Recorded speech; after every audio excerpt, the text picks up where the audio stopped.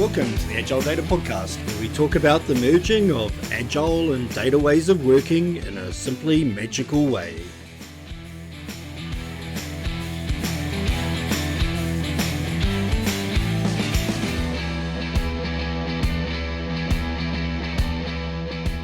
Welcome to the AgileData podcast. I'm Shane Gibson. And I'm Justin Bauer. Hey Justin, thank you for coming on the show. Really looking forward to this one. Before we kick off, why don't we have a bit of a background about you and where you've been, what you've done in the world of Agile and data. Yeah, for sure. Well, thank you for having me, Shane. Definitely appreciate it. So currently I'm a Chief Product Officer at Amplitude. We help companies build better products through understanding user behavior. We've got a product analytics solution, digital analytics platform. So I get to spend a lot of time working with a number of our customers, actually helping them be agile and ensure they're building products that customers love. And I've been doing this myself for over a decade. I've been at Amplitude for 7.5 years. Prior to that, I actually ran a mobile gaming company where velocity actually was one of our competitive advantages, differentiator for us. The fact that we're constantly learning with customers, building new capabilities. I think that was really critical. And prior to that, I was actually at a digital analytics company where we're helping a number of Fortune 500 companies actually think about what their mobile strategy should be in this new way of building. And so I think something that, agile, velocity, adaptiveness has been a key part of actually my entire product journey. I think something I've been really focused on helping myself and other companies accomplish. I think when I first started out my journey, I was focused on combining the agile practices and patterns with the way we work with data. In the last couple of years, what I've seen is actually a lot of the things we need to adopt will come out of the product world. So it's really a combination of product patterns, data patterns and agile patterns together where we get the really sweet spot in that. Everybody's got a Venn diagram. That's my new Venn diagram. How are you seeing that? Because obviously, from a product point of view, your product's well known for powering product companies and powering them with data and analytics so they can see what success looks like. How does that work? How do you see companies adopt that data and that metrics to figure out what to build next? What's working, what's not working? Getting rid of stuff if they ever actually do get rid of features, because I've never convinced people to get rid of them. That is the hope. That is the hope. It's more is not always better. I think it's a really exciting time to be a product leader because we have the ability now to truly understand what users want. They're telling us through their interactions, through their data. If they love a feature, love a new functionality, love your product, you'll see it. They'll come back time and time again. And if they don't, if it's confusing, you'll see them struggling. You'll see them not coming back. That data is an important signal to you that you can use to improve that. And this really wasn't possible in the old days of building product when you shipped software in a box and delivered to someone you actually didn't know. You could take surveys and you could ask them, but I'll tell you what people say is definitely different than what they do. What they do truly is the barometer of actual product adoption and success. And so I feel like the best companies realize this, there's a treasure trove of information there for them they can take advantage of to actually build and iterate and improve their product. But that also comes with a bunch of change in terms of how people do it. It's a new thing. It's no longer about this vision that you deliver from on high and say, go deliver this. It's now this world where it's actually a lot of things aren't working. They're not necessarily the right, but you're iterating quickly. You're getting that feedback super fast in real time for many companies. And that allows you to get something a lot better out there. So to me, it's just a really exciting movement. And I think it's the right way to build product because the data is telling you what's working and what's not. So one of the challenges, obviously, is that the volume of data is now so much bigger. We've been through the big data, Hadoop, bollock wave, but now we actually got to a stage where volume of data is a problem, not from a storage and compute, because we've got cloud capacities now to just eat that stuff, but our ability to look at that data to understand what's important to get that signal out of that noise. And with your background from gaming companies, where, again, there's a hell of a lot of user interaction data coming, and what you're seeing people do in the product metrics space, how are people dealing with that? How are they dealing with, we're no longer just looking at custom orders product. We're looking at user interacted with this feature 5 times quickly or slowly or on a Monday but not a Sunday, or like their friends or not like their friends. Have you seen good patterns that people can use to really figure out what's important to look at and what they can ignore for a while? For sure. The first thing is you're going to drown in this sea of data if you try to measure everything and necessarily understand everything from the beginning. So you got to be focused. What we recommend for people is figure out what your North Star metric is that you're really trying to drive. People are probably familiar with the concept of a North Star. That's like the direction you're going, the guiding light. What's the metric that actually reflects that you're actually going in that direction? I found that when you actually ask leaders that question in an organization, what is your North Star metric? You don't always get the same answer back. And so you should actually start there and drive that level of alignment. What is the most important thing that you should be driving for your customers today? And how are you actually measuring that? Get that aligned, because then what happens is now once you've driven alignment around that, then you can start to dig into the data to understand what are the drivers of that metric. So an example like for Amplitude. So for Amplitude, our North Star metric is what we call a weekly learning user. So that is an individual who's using our product. They get to some level of insight where they save a chart, a dashboard, a report, and then they share that with multiple people, and at least 2 other people consume it. So to us, that is like a reflection of they've gotten to an insight, they've delivered value. That is our North Star. And it took a lot of actual iteration, conversation to align around that being the most important thing that we want to measure. But once we have that, we can then start to break that down into what are the drivers of a weekly learning user. Okay, we got to have people in the first 2 weeks actually activate. And then we had to come up with what's our aha moment going to be. So then we had a whole bunch of debate as to what that should be. Once you get someone to aha, what does it mean to actually get them to the point where they maybe become a power user to actually starting to share? Okay, we create a definition of a weekly distributing user, which is a sharing user. And then so you have a whole bunch of these different drivers. And then each of those have a whole bunch of questions. Is that the right way to measure it? What are the drivers of those? And then we can finally map our product work against that. Okay, so you're working on building out the Slack integration. That's a key part. Your hypothesis is that will increase distribution and people sharing within the product. Let's actually see if that's the case. We can actually measure ourselves to see if that happens or doesn't happen. And what we've seen is in the instance there with Slack, it definitely did. We had a couple other integrations where it didn't. That's great. We just decided not to push forward on that. Those aren't things that we're going to pursue. But now we're aligned around metrics. We're using metrics to actually guide us versus just falling prey to, oh my God, there's so many different metrics out there, so many different things we can measure. I don't know where to get started.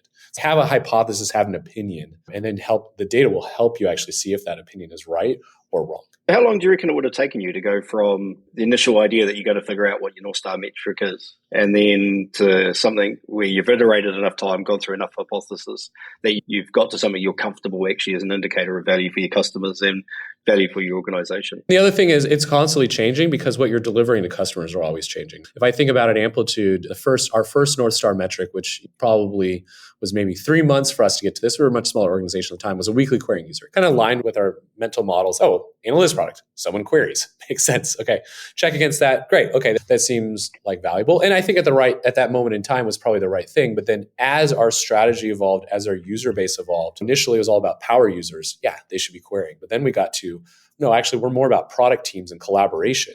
So now we care more about sharing. That was then like, oh, maybe we should actually measure this differently. And I think it probably took us maybe another 3 to 6 months of iteration. We tried out a bunch of different ways of measuring it. We looked at how those different North Star metrics mapped to our customer retention, because we actually wanted something that was both customer value, but also business value. We did some regression analysis, like a bunch of different things to actually uncover that. Like I said, there was a bunch of iteration, and we're constantly rethinking that. Now we're a multi-product company. Maybe actually should be something different for us. We're exploring should actually be at a team level versus a user level.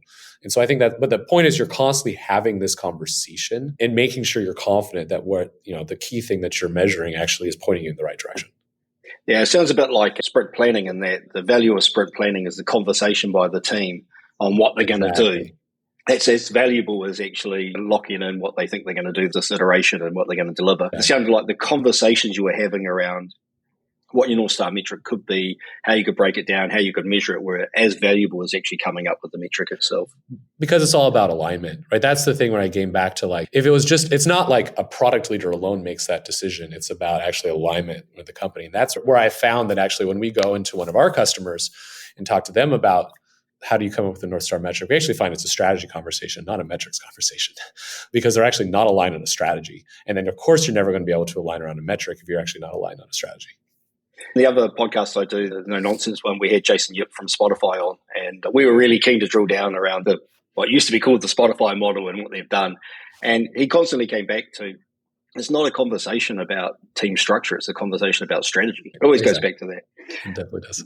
One of the mistakes I see people make with North Star metrics, though, is they think about it as an internal metric. And the key thing, is, from my understanding of it, is it's about value to the customer. If I think about our startup, very similar problem, which we haven't solved to what you articulated, in that we're a data platform. So we do that middle bit, but we don't do the last mile. We don't do the presentation of the data. Our internal metrics could be volume of data collected. Our internal metric could be number of rules, or effectively use the term rules for the transformation code. A number of rules have been created and executed. But none of those actually have value for our customers. The customer value is actually using that data and actually using it to make a business decision. And even though we don't do that last mile, we empower the last mile. So that's where we got to, is we put our customer hat on. What's the value they get? Everything else is indicators, but they're not core measures. They don't actually determine the North Star value. So have you seen that? Have you seen that lots of people focus on vanity measures or easy to measure or internal measures? Because, and they're a good start, right? They're a good start if you've got nothing else, but you really have to get to that understanding of value to your customer. Yeah, exactly. I think the way you framed it is a good start. It's not that those things don't matter. And honestly, they're probably going to be drivers or check metrics. And we have both. And how we think about our broader metric framework, we have things that we understand are drivers that we're really investing on. Then we have some things that are check, which is we're not currently investing on this, but if that fell significantly, you'd probably want to understand why. So you should definitely be monitoring them. So many of those things are going to be part of that constellation of metrics that you'll have. But to your point, they're not going to be the North Star, because the North Star has to be leading indicator of customer value and business value. And it really needs to be both. It has to be very well aligned there. And a lot of times those vanity metrics actually aren't reflective of the customer value. And in those situations, it actually is worth spending the cycles to think about, can you get to that? I remember for one of our products, it was an experimentation product that we have. And we're really thinking about, the whole point of this is not necessarily to run experiments. Yes, obviously running experiments matters, but really it's about making a decision. At the end of the day, whether you decide to roll it out or not, it's you've made a decision. But we didn't have anything that really measured. We didn't know if customers were making a decision. That actually started to get us thinking about, why not? That is part of the workflow here. And so we actually started to extend our workflow into that and actually help people see, you should make a decision here. Don't just let this sit forever. It's going to sit in your code base. Now's the time to make a decision, and make a decision faster. And then we started instrumenting that. And now we actually see how many times our customers are making decisions positively or negatively. And that's a metric. And so now we actually have that as our North Star. And so we actually built our product in a direction that actually reflected that value. And then we can measure it. You maybe can't do that with every time, but I think it's an important conversation to have. It aligns back to what your customers are looking for as well. They're probably saying if they could actually measure how many hypotheses they had, how many experiments they ran, how many decisions they made, you're helping them measure their value while measuring the value that you've offered. I'm old enough to have been through a few waves or eras of data technologies and ways of working.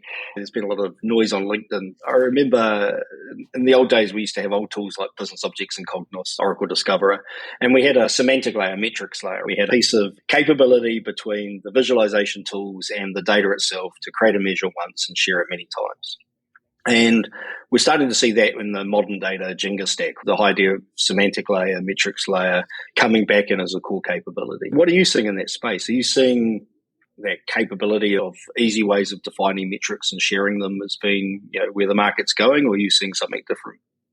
No, I do. I think it makes sense. I think the mental model makes sense for folks. And the reason for it is because one of the benefits of modern tools like Amplitude and others is that it's increasing accessibility. You think back to the old days of Cognos, and it was really only accessed by analysts. Whereas now we have a world where rightfully leaders, PMs, marketers, they actually have access to this data themselves, so they can actually make decisions fast. And that enables speed and velocity and all the great things that you want with democratization. But the democracy concept is an interesting one, because then you got to put guardrails on it.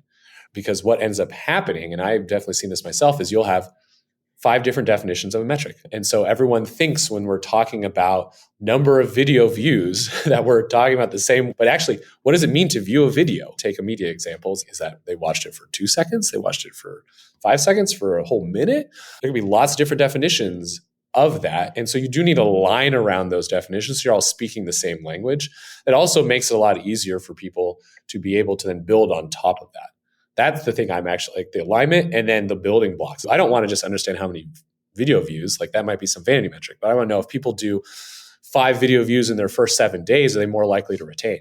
Okay, now I'm starting to understand drivers of my business, but then if I can just pull, okay, this is our definition of what a video view is, and I can start to build my analysis on top of that and not be so reliant on a data scientist or analyst to do that, but I can just do that myself as a product leader.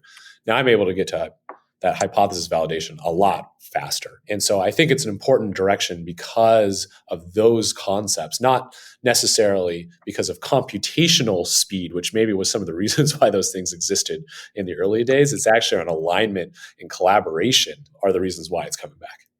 Yeah, I agree. I think we got the metrics layer in the old days because we effectively put an in-memory OLAP cube behind it to give us performance because we couldn't handle it in the on-prem databases we had. It'll be interesting to see if what we get now really is just through a true semantic definition or whether we still have some caching technology that adds value. You raised an interesting point there, which we often forget about, is that like the North Star metric, the defining of those metrics starts off simple and then we answer the first question and then we'll get given the next question. So how many customers logged on? Okay, what feature did they use? And then, okay, time between features or clustering of cohorts of users by feature. When teams are starting off, they tend to want to boil the ocean. They tend to want to go and get all the questions that may need to be answered and then try and build data that supports every question. And I'm a great fan of just starting small using Agile iterative process, which is, just go and say how many people logged on. It's a good metric. Not your North Star, but it's a good thing to monitor. It's a good thing to be able to answer that question and wait for the next question and then iterate it out. Still see people getting a big requirements catalog of everything they need to build and then still spending too much before they get any valuable feedback from their stakeholders. Unfortunately, we do still see that. I also think that we can probably say quantitatively that approach tends to fail more often than it succeeds when you start from this huge waterfall. These are all the things I want to be able to measure because you're not delivering value soon. So it's all the same agile concepts that we think about with software development. It's honestly true for any project as well, which is get a couple wins early. So start with a key business problem that you're trying to better understand and solve for. And then think about, based on that, how would you measure success? And then lead with some hypotheses that you have on what the drivers of that are, and then use that to come up with a very basic tracking plan, and then put that into practice. And what we found is that if you do that, then you can probably get up and running in a couple weeks and actually literally have real data validating your hypothesis. Whereas if you take the approach of, let me figure out every single metric that anyone cares about and what's the perfect thing, and then we're going to instrument every single one of our features, that can take years. And unfortunately, in the period of years, you've now gotten further behind your competitors who do understand these things. You're not delivering customer value. And so we very much preach start smaller, deliver value, thinly sliced, deliver value much faster to your business and your customers by figuring out a couple key things, prove that you can do it, and then think about how to scale it. I think one of the challenges is actually on the technology side these days. In the old days, we'd have change data capture technology. We'd go and hook into the production database and we'd get every change of every record from every table, and that would come across into the data warehouse. And that enabled us not to worry. We worry about storage, and we worry about changes to schema on the source system side, but we never had to worry about actually getting the data because we knew if the data was updated, it got sent to us. Now, in terms of product instrumentation, actually there is effort to capture those events. The app developer has to actually say, these are the events that are important. We want to capture them and we want to move them to the analytics platform so we can query them.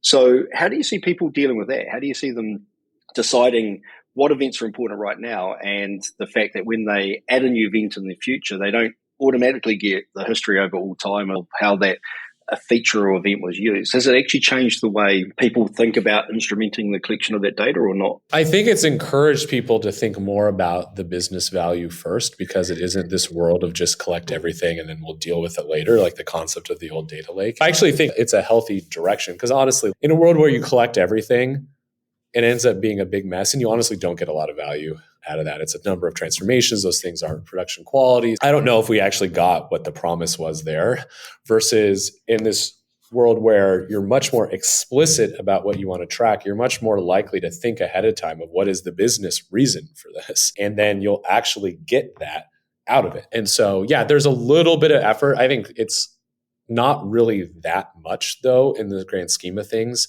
if you actually are thinking ahead of time as to what is it that you really want to understand, because and to me, that should just be integrated into the software development lifecycle. Like everything that we're shipping is a hypothesis.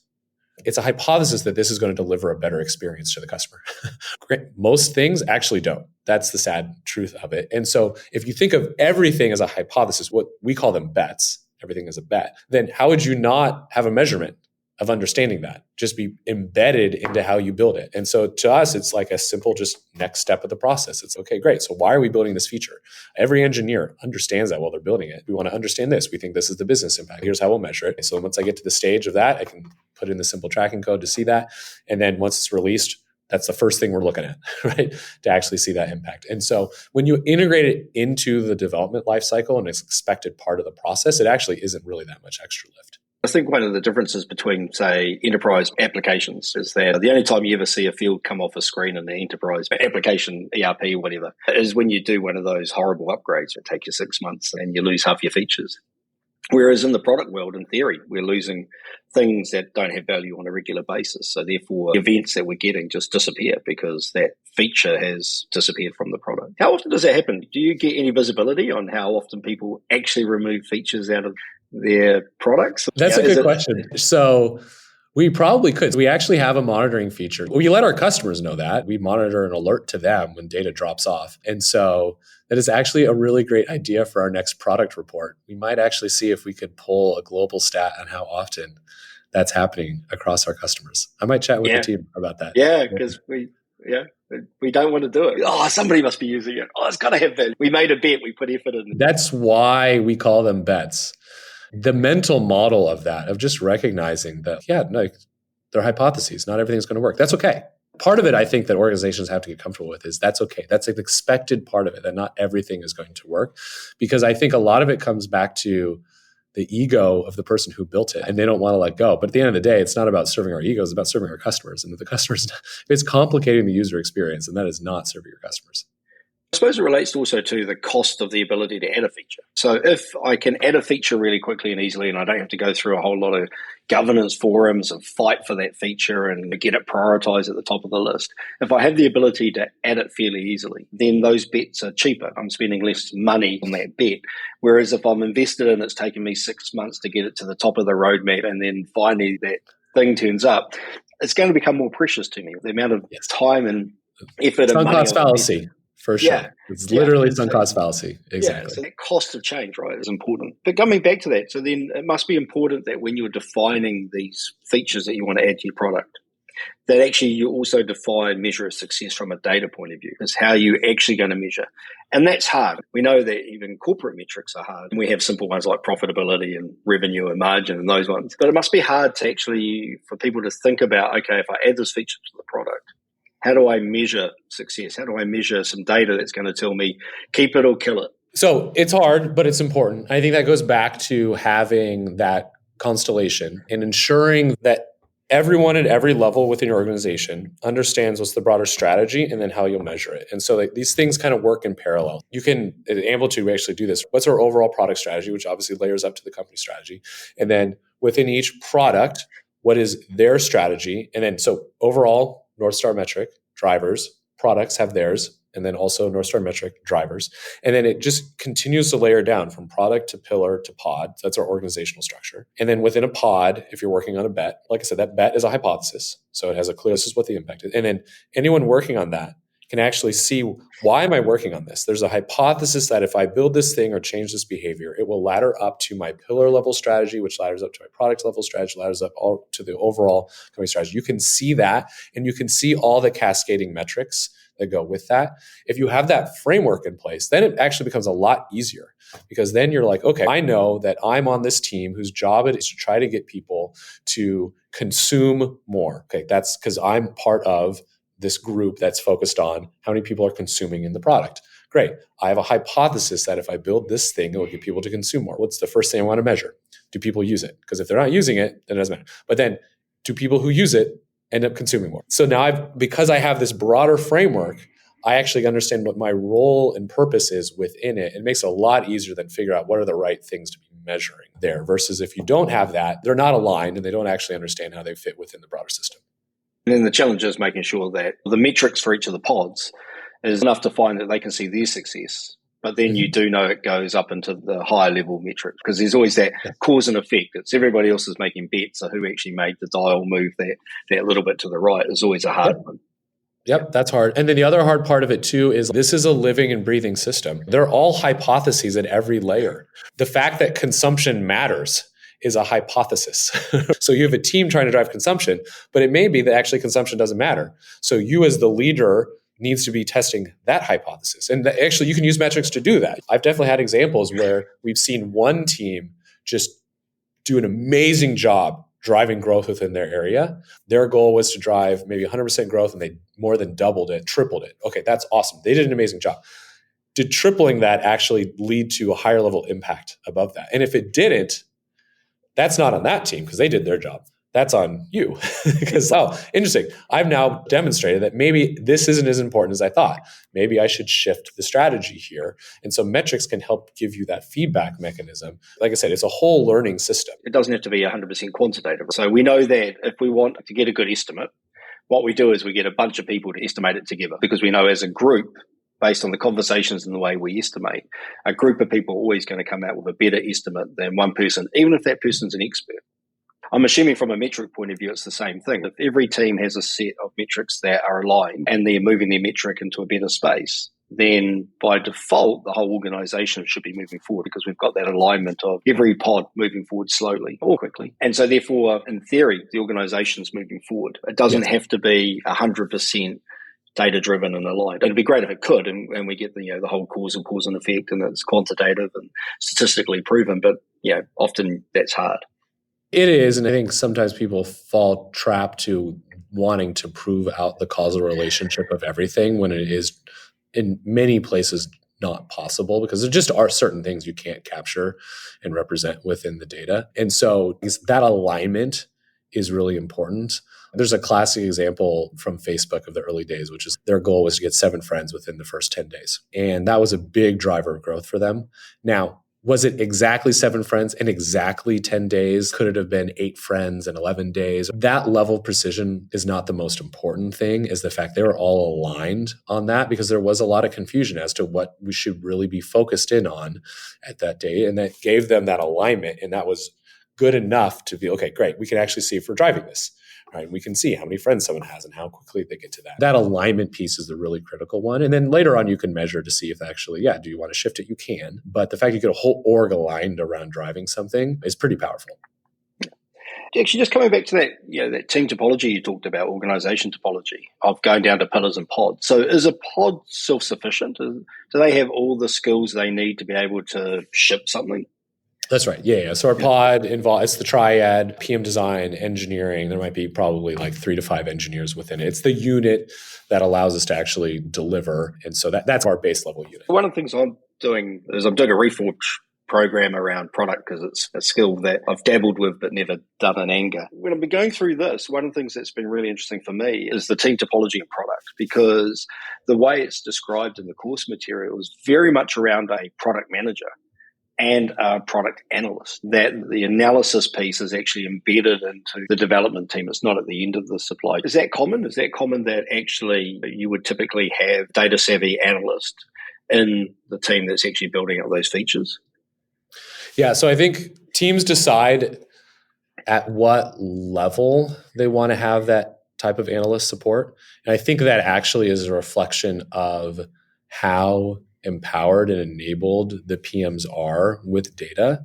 At a company like Amplitude, where we obviously use our own product analytics solution, as you can imagine, our PMs are highly enabled with data. And so we don't have to have an analyst on every single pod. But it does make sense to have an analyst support because of some of the things that you talked about. It's not about doing the analysis. It's actually about the upfront. How are we going to measure these things? So the conversation around what a North Star metric is, an analyst plays a critical role in that, because that's actually something they're really good at. They're really good at translating what the business strategy is to actual metric. They'll understand what can actually be measured within the product. Product analysts at Amplitude will help then put in practice the processes, the best practices that we have to ensure that's happening. They're part of the governance count to ensure that we're actually managing and maintaining data quality over time. You want to serve those jobs. And then I think you have to think about where you're at within your maturity as to then how much do you need an analyst to do that versus how much can you put on a product manager.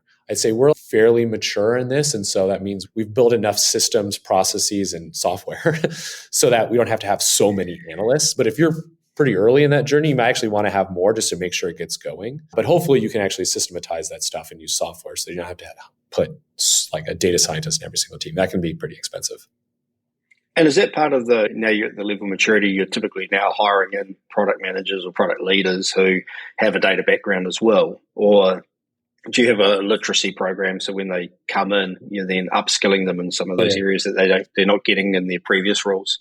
Because there's so many different types of product people out there, I actually think it's really important to think about what's the right product fit to your type of product. And so we're in a unique position that, given that we're an analytics company, like by definition, I am going to hire people who are familiar with analytics because it's what we build. But at a gaming company, I'm going to hire PMs who are very familiar with analytics because it just drives so many of the decisions. That may not be true at every company. There's a level of sufficiency that I think every product person needs to have. And that's true for every skill set: design and customer research, analytics, business technology, strategy. Like all those things are different capabilities of a product manager. Some companies, you need to be super spiky in one areas, but less in others. At Amplitude, people need to understand analytics because it's what we sell. We then do still have sufficiency training, like how do you actually get embedded and use Amplitude, stuff like that still exists. And I think that's important because it is a critical part of the skill set. And maybe that wasn't the case like 10 or 15 years ago, but it definitely is today. It's an important part of how people make decisions.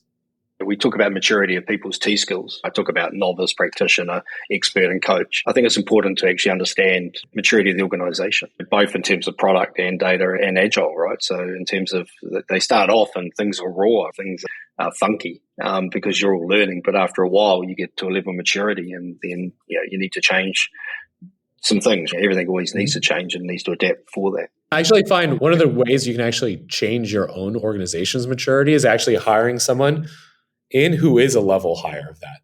So if you feel like you need to improve on how you actually embed analytics into how you make decisions, go find one team that moves fast where you think there's an opportunity to do that, and go hire a product manager who's really good at that. And you'll actually find that they'll be successful and other people will see it, and you'll start to get a more bottoms up movement there. I think it's a great way to actually improve maturity to do it like that. We see that a lot with organizations. We see a team in an organization start to experiment with Agile and get really good at it. And then it becomes a bit like a virus. Everyone else is going, well, they look like they're delivering. They look like they're having more fun. How can we do that too? Unfortunately, in some organizations, that's when they then stop it and bring in a safe consultant and transform it, whereas it's growing. Just let it grow as a good virus, right? Good mold, not bad exactly. mold. So coming back to that idea of self-service, as we get more and more self-service, more and more distributed work, we end up with that governance problem.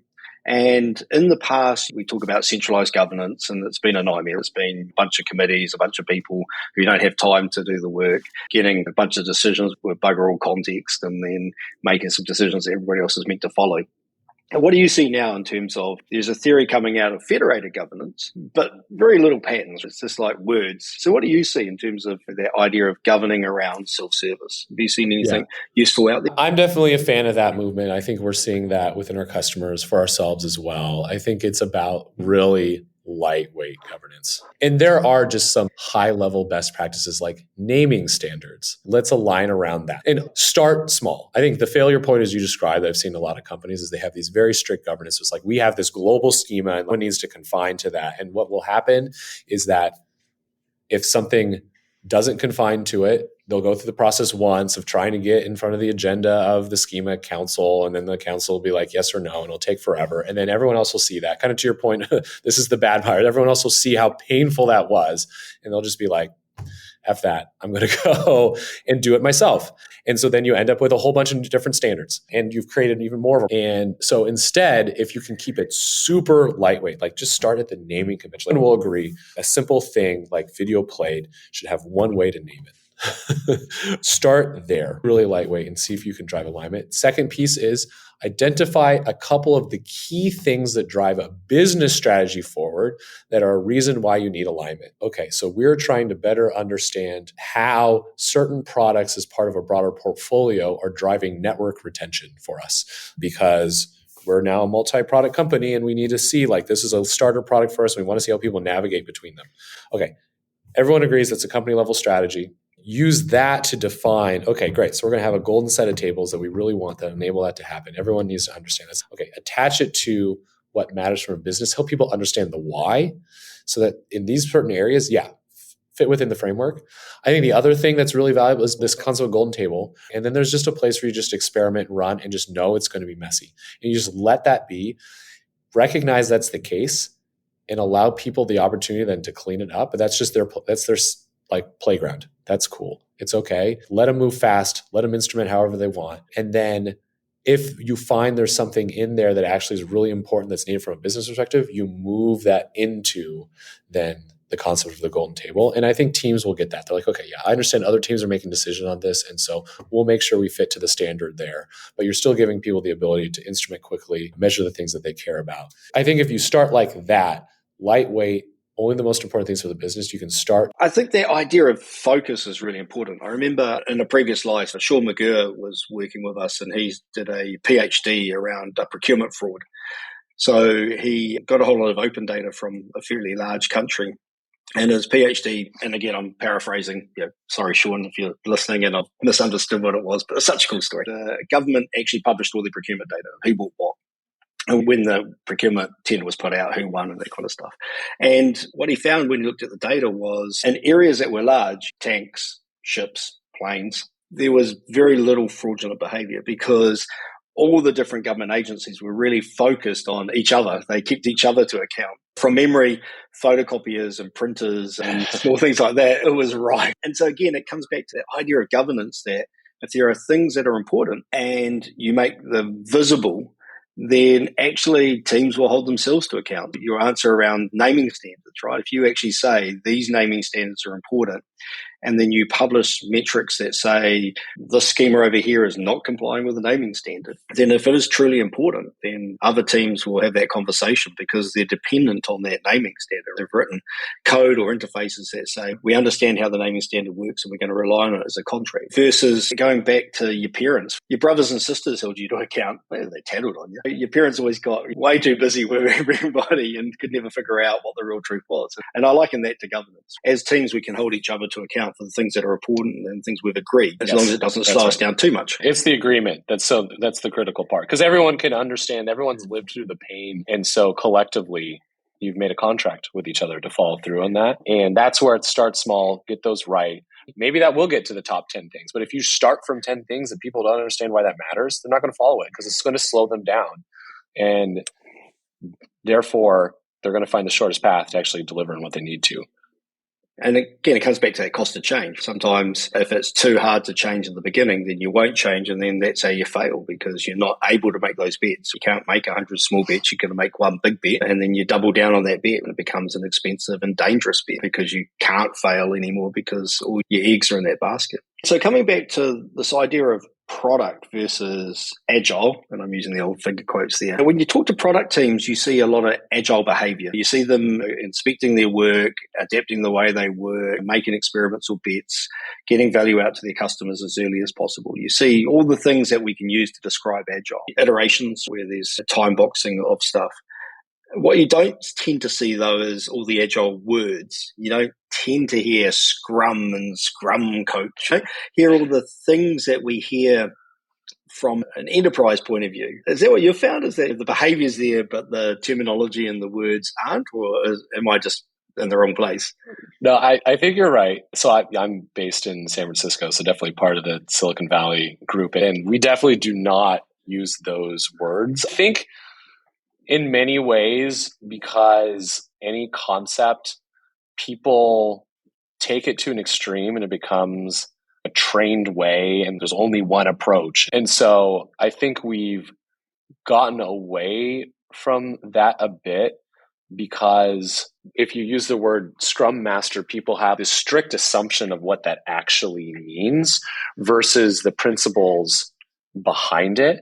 And I think one of the keys to being successful is be principle oriented, but be flexible on what the process is because the process might change. And so many ways for many companies, I think in the Valley, we believe in the principles, but actually how that might get executed will look differently because There are different people. We're building different products. We're building for different customers. We're in different industries. I think that has been one of the challenges with Agile. I think this is true of any big movement. It becomes like, this is the only way to do it. This is the one way. And it's like, no, there's actually lots of ways to do it. And so it's much more around the principles and then figuring out what that means for your organization. You're right. We get dogma. We get a gospel that we have to follow now and don't go outside the boundaries, even if it looks like going outside them has value to you. And we get terminology bleed. The one that I still struggle with is the definition or the difference between a Scrum product owner and a product manager from a product company, because they look close enough to the being the same, but they're not. They do fundamentally work in a different way. Have you seen that blurring of terminology? We definitely have. I think in many ways it's moved back to there's a product manager. The terms that we've got product management, we have product operations, which is interesting. I think that's a new field that's growing. And there's a key partnership between those folks. And so that has been a blurring of traditional roles that were owned by product owner versus product manager, and kind of in the traditional sense, like what that means. And then the other thing that what I have found is that it can differ depending on company. The most important thing is there's clarity within the organization as to what the role and responsibilities are, but they can actually shift. In some organizations, you might have an outbound PM, which is actually much more like a product marketer, and an inbound PM. And you might have, in other organizations, you might have a PM, technical PM. Some we might have PM, product operations. Maybe what we'll find 10 years from now or 15 years from now is actually we do align around all of these definitions and come to a standard. But at this stage, at least, the most important thing is that you're very clear on what the roles do within your organization. So you're hiring people that match to that. I think in 10 or 15 years, we'll have a new buzzword. Hopefully it's one that has value and the good patterns, and it's not just a buzzword. But speaking of buzzwords, so product ops is really interesting to me. We ops everything nowadays: SecOps, FinOps, RevOps. I think we'll get restaurant ops at some stage. But product ops is quite interesting for me because I can't tell if it's more of a DevOps thing around automation of platforms and processes, or if it's more a way of working around how you determine what feature has the highest value and what you should develop next. So from your point of view, how do you differentiate between product management and product operations in your organization? Our mission for our product operations team is to empower all teams to execute across the product lifecycle with clarity through processes, tools, insights, and communicate. And so what that means is that, one, product operations is in service of the broader organizations, not just in service of product management. That's really important. It's in service of the broader organization. It cuts across the entire product lifecycle, so everything from the research phases to post-launch, and is focused on improving velocity and alignment. And then it is the owner of what are the processes, what are the tools, what are the ways that we capture insights, and how we communicate between these different parts of the organization. Probably the best analogy to this is if you think of the product team as building the ship, product ops builds the shipyard. Okay, so again, I'm a great fan of patterns. I try and determine which pattern something falls into. And so there's two patterns I've just heard within there.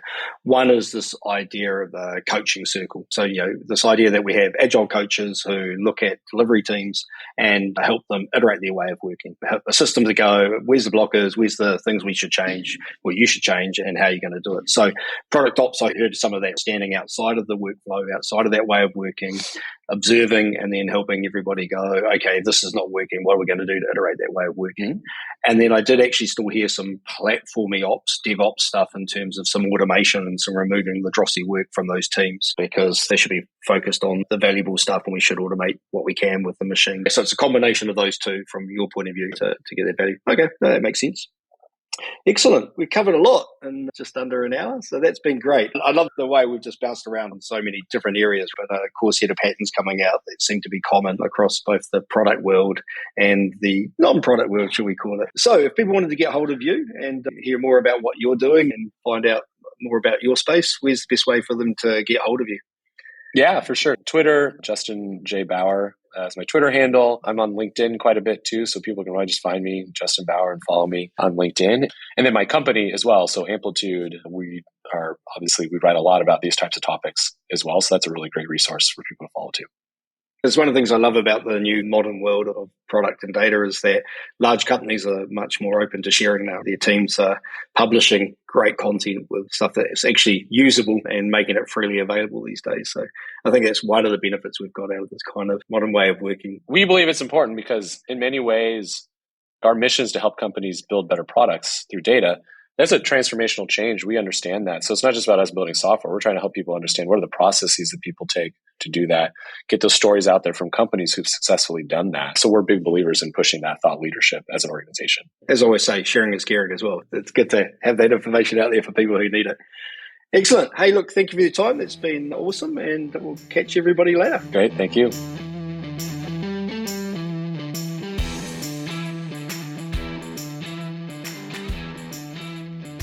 Data Magicians was another Agile Data podcast. If you'd like to learn more on applying an agile way of working to your data and analytics, head over to agiledata.io.